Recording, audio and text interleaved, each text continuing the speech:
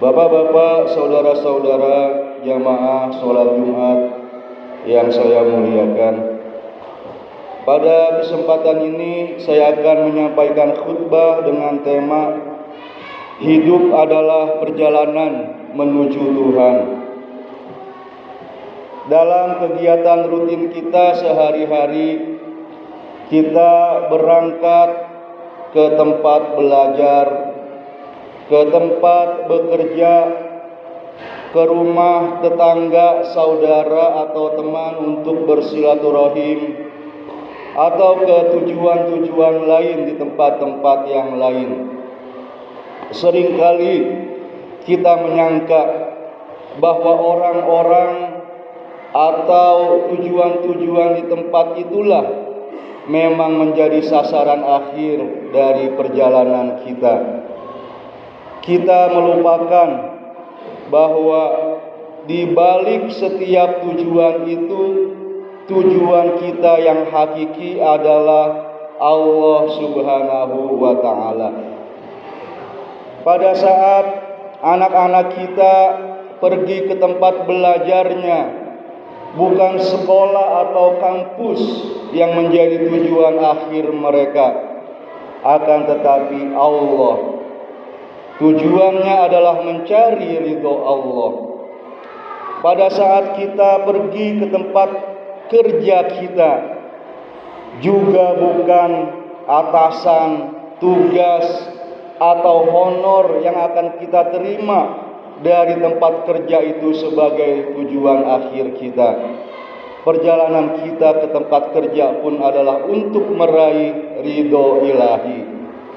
Saat kita berkunjung ke orang tua kita, bersilaturahim kepada mereka yang masih hidup, bersilaturahim kepada tetangga dan teman-teman kita, bukan orang-orang itu yang kita tuju, tapi Allah Subhanahu wa Ta'ala. Kita tidak boleh lupa bahwa meskipun misalnya kita di sini berasal dari daerah-daerah yang berbeda, tapi sesungguhnya kita berasal dari kampung yang sama, dan kita akan kembali atau mudik juga ke kampung tersebut. Kita berasal dari Allah dan akan kembali kepada Allah. Inna lillahi wa inna ilaihi raji'un. Bapak-bapak, saudara-saudaraku yang saya hormati, kesadaran yang sederhana ini kerap kita lupakan dikarenakan sibuk dan padatnya urusan duniawi kita. Oleh karena itu kita perlu mendisiplinkan diri untuk mencamkan di dalam pikiran dan hati kita bahwa semua aktivitas kita adalah untuk Allah.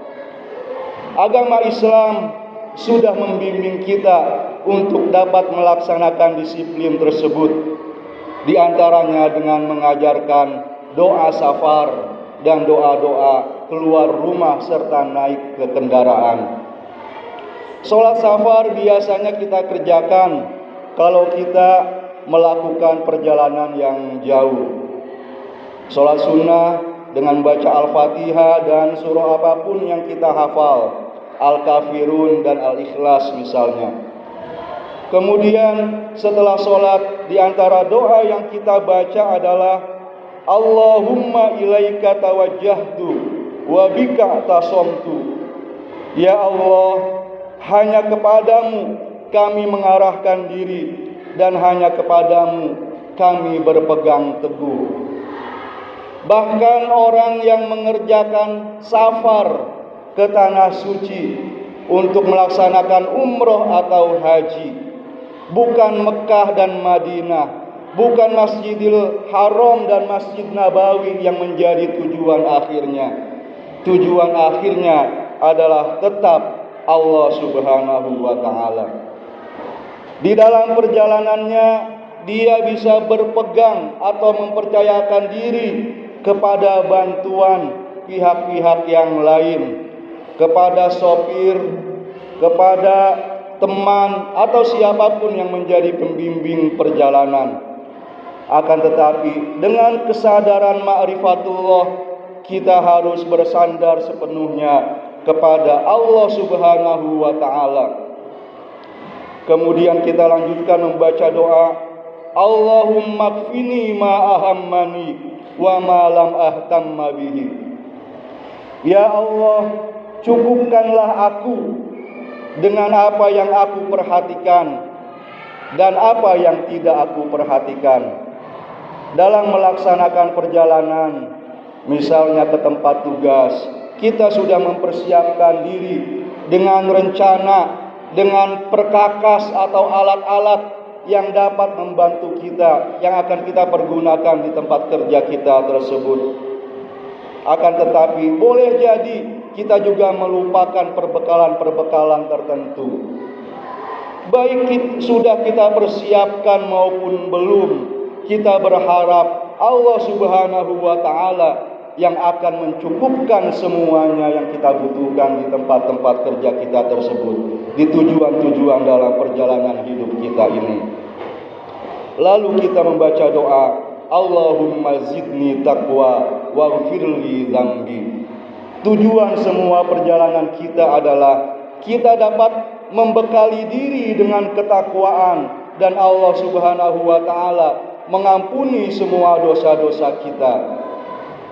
Ujung perjalanan kita tadi adalah kembali ke akhirat, dan tiada bekal yang bisa kita bawa ke negeri yang abadi itu selain ketakwaan.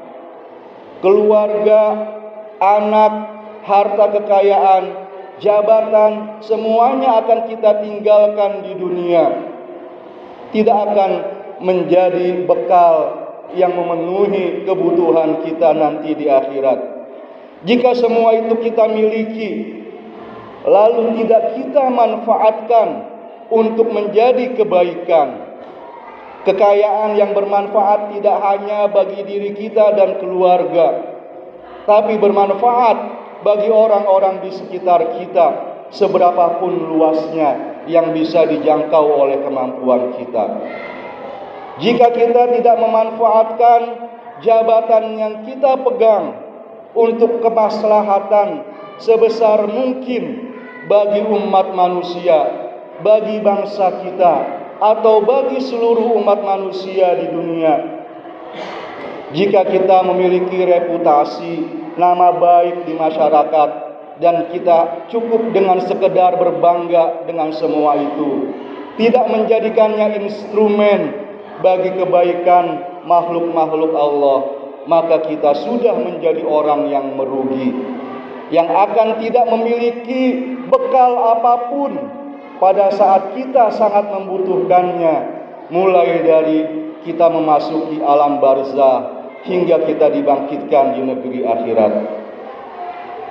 Bapak-bapak, saudara-saudaraku yang saya hormati, meskipun perjalanan kita tujuan hakikinya adalah Allah Subhanahu wa ta'ala, tapi Islam adalah agama yang sangat realistis, yang sangat mengingatkan kehadiran penganutnya di dunia yang nyata ini, dunia material. Oleh karena itu, dalam doa saat kita naik kendaraan, kita diingatkan bahwa Allah Subhanahu wa ta'ala memberikan fasilitas perjalanan berupa bermacam-macam kendaraan, mulai dari seperti kuda, unta, hingga kendaraan-kendaraan modern seperti mobil, kereta, atau pesawat. Pada saat kita berada di kendaraan-kendaraan tersebut, Allah mengingatkan bahwa Dialah sesungguhnya yang membuat kendaraan-kendaraan itu tunduk, membuat perjalanan kita menjadi ringan, tidak melelahkan. Allah Subhanahu wa ta'ala berfirman, Subhanalladzi sakhkhara lana hadza wa ma kunna lahu muqrinin. Maha suci Allah yang telah menundukkan kendaraan ini bagi kami, dan sesungguhnya kami tidak bisa membuatnya tunduk dengan kekuatan kami sendiri. Jadi, di satu sisi sebagai manusia, kita harus berjuang secara manusiawi untuk mengembangkan teknologi-teknologi tersebut. Kita harus menjadi bangsa yang produktif, yang menghasilkan apa yang kita butuhkan dengan buah pikiran dan buah tangan kita sendiri. Tidak selalu membeli teknologi itu kepada negeri-negeri asing. Dan di sisi lain, kita harus sadar bahwa diri kita dan teknologi yang kita hasilkan adalah berasal dari Allah Subhanahu wa Ta'ala, dan semuanya harus tunduk untuk membuat kita benar-benar menjadi hamba-Nya, merealisasikan ubudiyah kita kepada Allah. Saudara-saudaraku, mudah-mudahan kita dapat melakukan perjalanan di dunia ini dengan baik, dengan tunduk kepada syariat Allah, sehingga pada akhirnya nanti kita bisa mudik, kita bisa kembali ke kampung halaman kita yang sesungguhnya, yaitu ke surga, ke tempat yang istimewa di sisi Allah Subhanahu wa Ta'ala. Barakallahu li wa lakum bima fihi minal ayati wa dzikril hakim, wa taqabbala minni wa minkum tilawatahu, innahu huwas samiul alim. Aqulu qawli hadza wa astaghfirullahal azim li wa lakum wa lisairil muslimin wal muslimat wal mu'minin wal mu'minat fastaghfiruhu innahu huwal ghafurur rahim.